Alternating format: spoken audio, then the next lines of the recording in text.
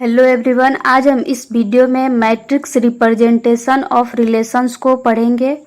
तो late A equal to A1 A2 से लेकर क्या है am तक है and B equal to B1 B2 से लेकर Bn तक है। Are finite set containing m and n elements respectively and let R be a relation from A to B, then R can be represent by the M N matrix. यहाँ पे बोला जा रहा है कि दो सेट है, एक सेट मेरा क्या है A है जिसका एलिमेंट क्या है A1 A2 से लेकर AM तक है और इसमें कितने एलिमेंट है, इसमें M एलिमेंट है। और अनदर एक सेट है जिसका एलिमेंट क्या है B1 B2 से लेकर Bn तक है और इसमें कितने एलिमेंट है, इसमें n एलिमेंट है। और एक रिलेशन R है जो डिफाइन हो रहा है सेट A और सेट B के बीच में। तो इस रिलेशन R को एक मैट्रिक्स के रूप में कैसे रिप्रेजेंट करेंगे हमको वो देखना है। तो ये एम आर क्या हो गया, मान लेते हैं एम आर मेरा एक क्या है मैट्रिक्स का, ये रिलेशन का एक मैट्रिक्स का रिप्रेजेंटेशन है। और इसको कैसे ये इक्वल किसके है, M I J M cross N. इसको हम मैट्रिक्स से कंपेयर करके पढ़ते हैं। तो क्या हो गया, हम क्या जानते हैं, ए मेरा एक मैट्रिक्स है और इसको हम लिखते हैं ए आई जे, और ए आई जे क्या है एक एलिमेंट है और एम क्रॉस एन ये मेरा क्या है नंबर ऑफ एलिमेंट है। तो हम जानते थे इसको कैसे डिनोट करते थे, ए इक्वल टू, अगर यहाँ पे मेरा अगर ये ए आई जे, अगर मेरा ए आई जे का जो ऑर्डर है वो 2 क्रॉस 2 का रहता तो यहाँ पे क्या हो जाता है A11 A12 A21 और A22 ऐसे होता है। ये तो होता है मैट्रिक्स में, सिंपली मैट्रिक्स मेरा ये होता है। अब इसको हमको इस ऐसे ही हमको क्या करना है, रिलेशन को इसके फॉर्म में लिखना है। तो रिलेशन में यहाँ मैट्रिक्स में तो होता है कि एलिमेंट 1 से लेकर कुछ भी ले सकते हैं, कोई भी रियल नंबर ले सकते हैं, कोई भी इंटीजर कुछ भी ले सकते हैं। लेकिन यहाँ पे मेरा रिलेशन में कुछ भी नहीं लेना रहता है। रिलेशन में बस या तो 1 ले सकते हैं और 0 ले सकते हैं। 1 लेना है या तो 0 लेना है। 1 कब लेना है, जब ए आई और बी जे बिलोंग करेगा किसमें, उस रिलेशन में, तो 1 लेंगे।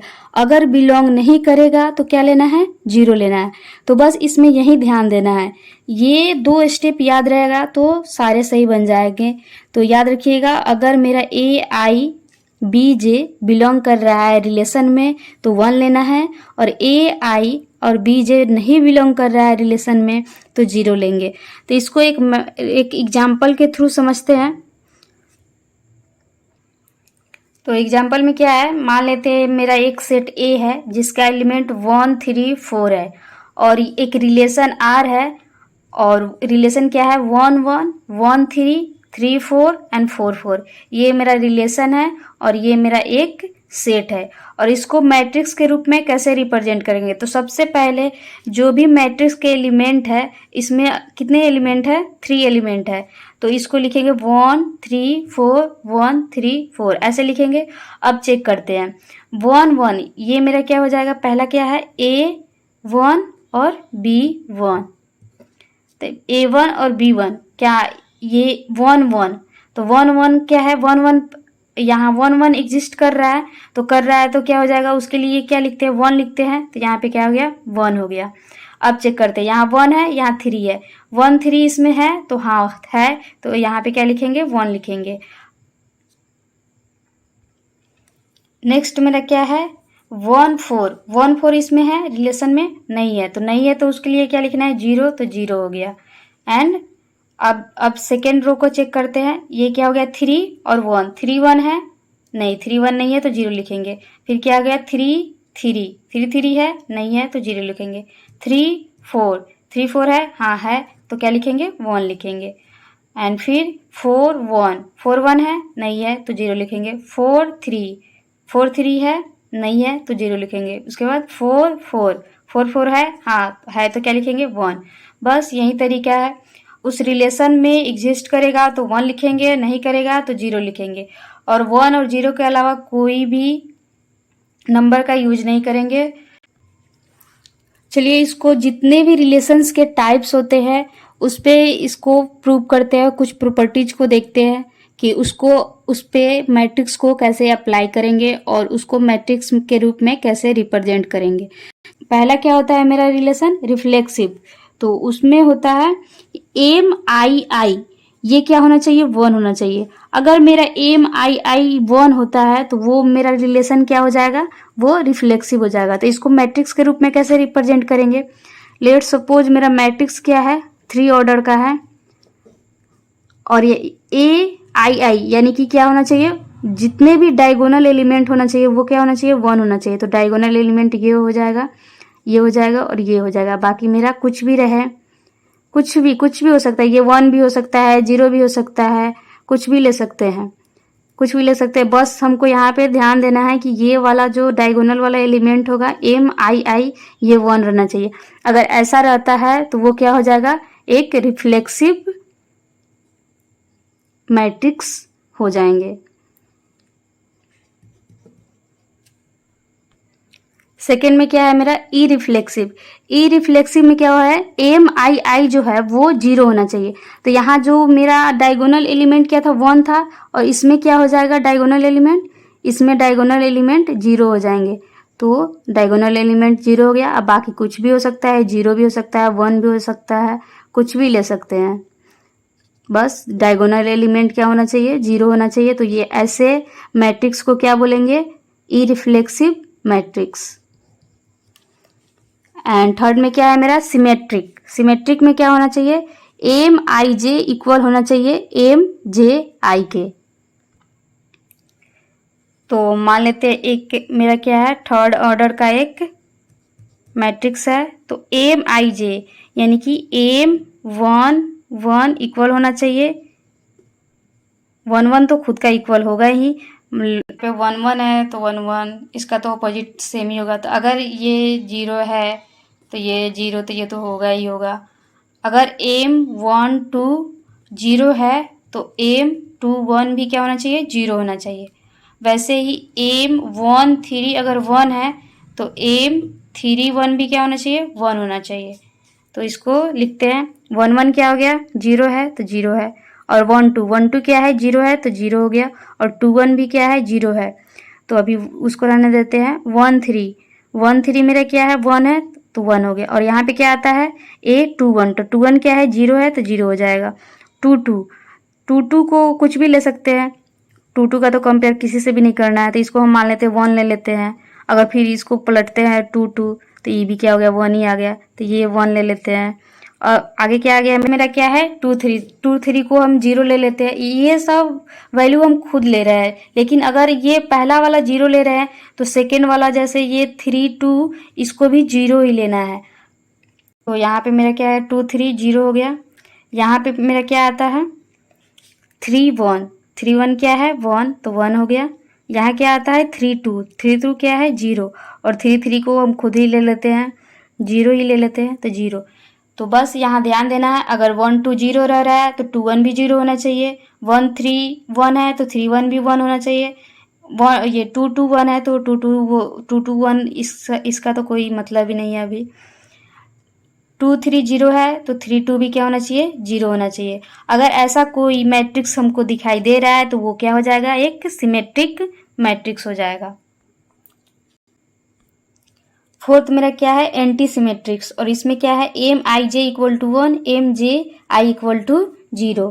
अगर ऐसा कोई मैट्रिक्स रहता है तो वो क्या होता है, एंटी सिमेट्रिक। और इसको समझते हैं थर्ड ऑर्डर मैट्रिक्स से। तो ये मेरा थर्ड ऑर्डर मैट्रिक्स हो गया। अब चलिए इसको एलिमेंट को देखते हैं। यहाँ पे मेरा क्या होना चाहिए, 1 1 से स्टार्ट करते हैं। तो 1 1 क्या, मान कुछ भी ले सकते हैं, तो 1 ले लिए, और यहाँ से 1 2 क्या ले लेते हैं, 1, तो 2 1 क्या हो जाएगा, 0। वैसे ही 3 1 ले लेते हैं, 0, तो 1 3 क्या हो जाएगा, 1, और 3 3 तो कुछ भी ले सकते हैं, 0 2 2 1 कुछ भी ले सकते हैं। तो 1 1 क्या लिए है, 1 1 2 क्या लिए है, 1, और 1 3 क्या है, 1। वैसे ही 2 1 क्या है 0, 2 2 क्या है 1 एंड 2 3 क्या है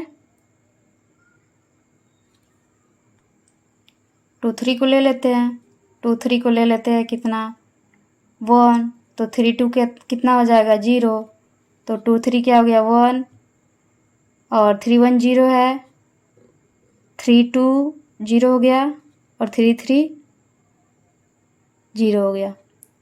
तो ऐसा कुछ रहता है तो ये क्या हो जाएगा एंटी सिमेट्रिक मैट्रिक्स हो जाएगा।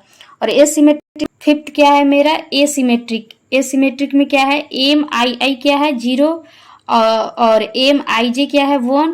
तो अगर ऐसा दोनों रहता है तो क्या करना है एम जे आई क्या हो जाएगा 0 हो जाएगा। जैसे यहाँ पे एम 1 1 तो ये यहाँ पे एम को हम यहाँ पे ए लिख लिए हैं, यहाँ पे ए लिखे या एम लिखे, ये ए लिखने का हैबिट हो गया इसी वजह से यहाँ ए लिख लिए हैं, यहाँ पे आप एम लिख सकते हैं। तो ए 1 1 क्या हो गया 0 हो गया यहाँ से, और ए 2 2 0 हो गया, ए 3 3 भी क्या हो गया 0 हो गया। और यहाँ पे क्या बोल रहा है एम आई जे क्या है 1।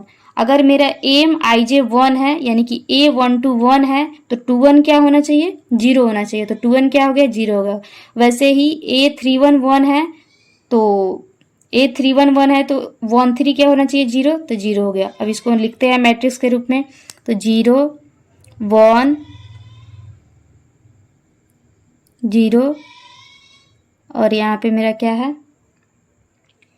तो ये हो गया मेरा एसिमेट्रिक मैट्रिक्स। वैसे ही एंड 6 नंबर रिलेशन क्या है ट्रांजिटिव। ट्रांजिटिव में क्या है M I J equal to 1 है एंड एम जे के इक्वल टू 1 है, तो क्या होना चाहिए एम आई के भी 1 होना चाहिए। जैसे कि यहाँ पे एक एग्जाम्पल में लिखा है, यहाँ पे मेरा क्या है एम 1 1 0 है, एम 1 2 1 है, एम 1 3 1 है और एम 2 1 0 है, एम 2 2 0 है, एम 2 3 1 है, एम 3 3 0 है, एम 3 1 0 है एंड एम 3 2 0 है। चलिए इसको देखते हैं। एम आई जे यानी कि हम लेते हैं एक ये लेते हैं एम आई जे, आई के जगह पर हम लेते हैं 1 और जे के जगह पर लेते हैं 2 एंड के जगह पर लेते हैं 3 और चेक करते हैं ये फुलफिल कर रहा है या नहीं। तो एम 1 2 क्या है 1 है और एम ये तो हो गया 1 2 और 2 3 किधर है, ये एम 2 3 कितना है ये भी 1 है। तो जब ये एम 1 2 1 है एंड एम 2 3 1 है तो क्या मेरा एम 1 3 1 है, तो एम या ये रहा एम 1 3 भी क्या है 1 है, तो ये फुलफिल कर रहा है, तो इसको क्या बोलेंगे ट्रांजिटिव। ऐसे ही बाकी सबको भी चेक कर लीजिएगा, ऐसे अगर फुलफिल कर रहा है तो ये क्या हो जाएगा ट्रांजिटिव हो जाएगा। तो ये रहे कुछ प्रॉपर्टीज जो मैट्रिक्स और रिलेशन को एक साथ कैसे रिप्रेजेंट करते हैं।